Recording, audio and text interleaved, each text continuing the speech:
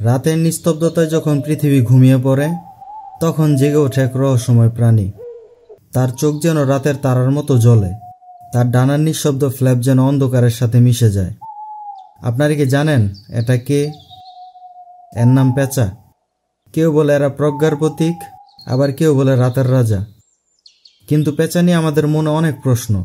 এরা কি সত্যিই ভয়ের প্রতীক, নাকি প্রকৃতির এক অদ্ভুত সৌন্দর্য?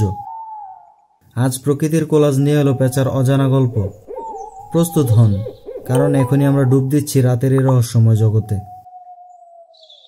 পেঁচা, যাকে ইংরেজিতে আউল বলে, এই পাখিটি প্রকৃতির এক অনন্য সৃষ্টি। বাংলাদেশে আমরা এদেরকে প্রায় রাতের জঙ্গলে বা গ্রামের পুরনো গাছে দেখে থাকি। কিন্তু প্রশ্ন হলো, পেঁচা কেন এত বিশেষ? এদের বড় চোখ, নিঃশব্দ ডানা আর তীক্ষ্ণ শিকারের কৌশল এদেরকে রাতের শিকারী করে তুলেছে। বাংলাদেশে স্পটেড ওল, বার্ন ওল আর ব্রাউন ফিশ ওলের মতো প্রজাতি দেখা যায়। কিন্তু পেঁচা নিয়ে আমাদের মনে কিছু ভুল ধারণাও আছে।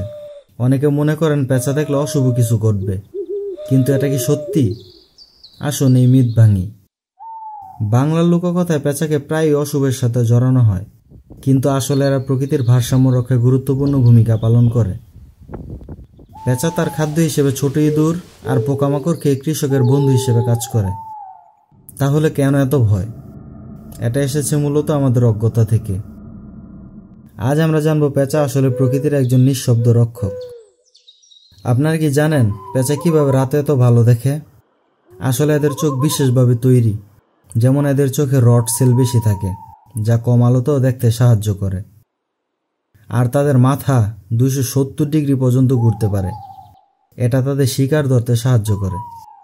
পেঁচার ডানাও এক ধরনের সৃষ্টি।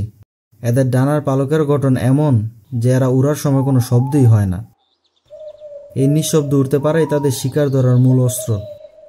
পেঁচাদের খাবারের তালিকা কি, চলুন জেনে নেই। এরা মূলত মাংসাশী। ইঁদুর, ছোট পাখি, পোকামাকড়, এমনকি মাঝে মাঝে মাছও খায়। বাংলাদেশে ব্রাউন ফিশুল যেমন নদীর ধারে মাছ শিকারে পারদর্শী। আরেকটি মজার প্রশ্ন হলো, পেঁচার কি সত্যি প্রজ্ঞার প্রতীক?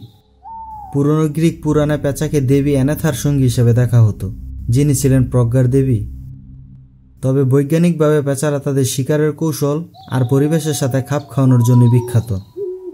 বাংলাদেশে পেঁচারা কোথায় থাকে? বাংলাদেশে সবচেয়ে বেশি পেঁচা থাকে সুন্দরবনে, সিলেটের হাওরে আর গ্রামের পুরনো বট গাছে। এইসব জায়গাগুলোতে পেঁচার বাসা দেখা যায়। কিন্তু দুঃখের বিষয়, পেঁচার সংখ্যা দিন দিন কমে যাচ্ছে, কারণ অতিরিক্ত বন উজাড়, কীটনাশকের ব্যবহার আর মানুষের ভুল ধারণার কারণে। আমরা পেঁচাকে বাঁচাতে কি করতে পারি? প্রথমত, পুরনো গাছগুলো রক্ষা করতে হবে। দ্বিতীয়ত, কীটনাশকের ব্যবহার কমাতে হবে। আর সবচেয়ে বড় কথা হচ্ছে, পেঁচা নিয়ে ভুল ধারণা দূর করতে হবে।